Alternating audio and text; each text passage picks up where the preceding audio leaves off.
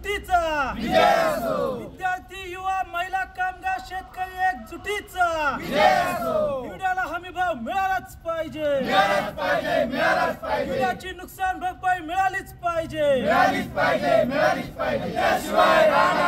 कोण म्हणतो देणार नाही घेतल्याशिवाय राहणार नाही हम अपना अधिकार मांगते नहीं किसी से भीख मांगते हम अपना अधिकार मांगते नहीं किसी से भीख मांगते अखिल भारतीय किसान सभा जिंदाबाद जिंदाबाद जिंदाबाद हिरड्याला नुकसान भरपाई मिळालीच पाहिजे हिरड्याला नुकसान भरपाई मिळालीच पाहिजे विद्यार्थी महिला शेतकरी कामगार एकजुटीचा विद्यार्थी युवा महिला कामगार शेतकरी एकजुटीचा हिरड्याला हमी भाव मिळालाच पाहिजे हिरड्याची नुकसान भरपाई मिळालीच पाहिजे सुमारे 4 वर्षापूर्वी झालेल्या चक्रीवादळामुळे पुणे जिल्ह्यातील आंबेगाव व जुन्नर तालुक्यातील आदिवासी भागात हिरडा पिकाचे नुकसान झाले होते। या झालेल्या नुकसानीचे शासकीय पंचनामे झाले होते, मात्र त्याची मदत अद्यापही या भागातील आदिवासी शेतकऱ्यांना मिळाली नाही। या शेतकऱ्यांना त्यांची नुकसान भरपाई मिळावी यासाठी अखिल भारतीय किसान सभेच्या वतीने मंचर या ठिकाणी उपोषण आंदोलन सुरू आहे। त्या आंदोलनाची दखल घेत आंदोलनाच्या पहिल्या दिवशीच माजी खासदार शिवाजीराव आढळराव पाटील यांनी या ठिकाणी या आंदोलनाला भेट देऊन आंदोलकांच्या भावना जाणून घेतल्या होत्या व मुख्यमंत्र्यांकडे याचा पाठपुरावा करू असे आश्वासन दिले होते।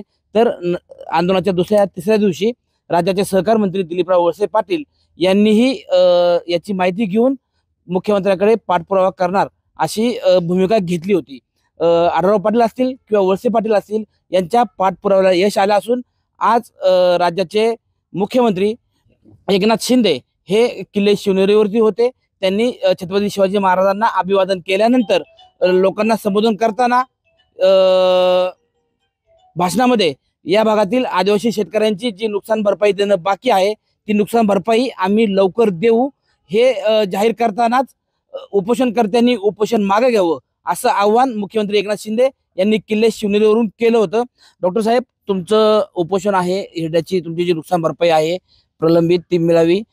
मुख्यमंत्र्यांनी शिवनेरी किल्ल्यावरून जाहीर केले की ते नुकसान भरपाई द्यायला तयार आहे। येत्या कॅबिनेटमध्ये ते त्याबाबत निर्णय घेतील व मुख्यमंत्र्यांनी तुम्हाला उपोषण मागे घेण्याचं आवाहन केले। आज मुख्यमंत्री महोदय आणि उपमुख्यमंत्री महोदय यांनी जी घोषणा केली त्याचं आम्ही स्वागत करतो। माननीय एकनाथजी शिंदे साहेब यांच्या उपस्थितीमध्ये मागच्या वर्षामध्ये जेव्हा किसान सभेच्या नेतृत्वाखाली एक लॉंग मार्च निघाला, त्या लॉंग मार्चमध्ये त्यांनी हिरड्याची नुकसान भरपाई देऊ असं आम्हाला आश्वासित केलं होतं आणि आत्तासुद्धा त्यांनी आज ही घोषणा केली, त्याच्याबद्दल आम्ही त्यांचे अभिनंदन करतो, स्वागत करतो। पण उद्या मंत्रिमंडळाच्या बैठकीमध्ये जोपर्यंत हिरड्याची नुकसान भरपाई देण्याचा अधिकृत निर्णय होत नाही तोपर्यंत आम्ही उपोषण चालू ठेवणार आहे। आज ही घोषणा झाल्यामुळे आम्ही उपोषण चालू म्हणजे आम्ही आनंद व्यक्त करतो, पण निर्णय मंत्रिमंडळाच्या बैठकीत झाल्याशिवाय आम्ही उपोषण थांबवणार नाही। फक्त आम्हाला जर गरज झाली वैद्यकीय उपचाराची तर ते आम्ही याच्या पुढे घेणार आहे, पण माणसं उपोषणामध्ये रोज सहभागी होतील। मी आपल्या माध्यमातून राज्य शासनाला, माननीय मुख्यमंत्री, उपमुख्यमंत्री, ह्या राज्याचे आमदार महोदय, ह्या ठिकाणचे खासदार महोदय, माजी खासदार महोदय सगळ्यांना विनंती करतो की 3.5 वर्ष आम्ही अत्यंत प्रामाणिकपणे लढतोय, त्या लढ्याला हा यश येत आहे। आपण सगळ्यांनी ह्या लढ्याला ताकद द्यावी आणि उद्या मंत्रिमंडळाच्या बैठकीमध्ये हा निर्णय सकारात्मक करून घ्यावा।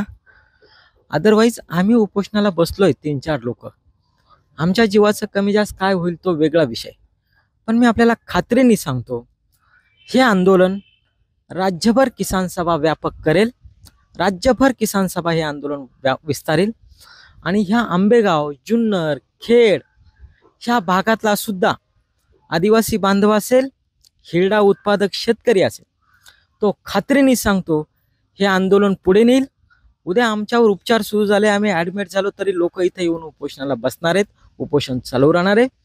आणि म्हणून माझी आपल्याला विनंती आहे सगळ्यांना, राज्यकर्त्यांना, की या तिन्ही तालुक्यामध्ये आपल्याला जर हे सगळं आंदोलन वाढवायचं नसेल, राज्याच्या पातळीवर जर किसान सभेची ह्या सगळं आंदोलन पुढं आपल्याला वाटत असेल की राज्यभर हे आंदोलन न्यायचं नसेल, तर आपण आमचा अंत पाहू नका. आमच्या माता भगिनी, मी स्वतः, आमचे विद्यार्थी युवक कार्यकर्ते 5 दिवस उपोषणाला बसलेत.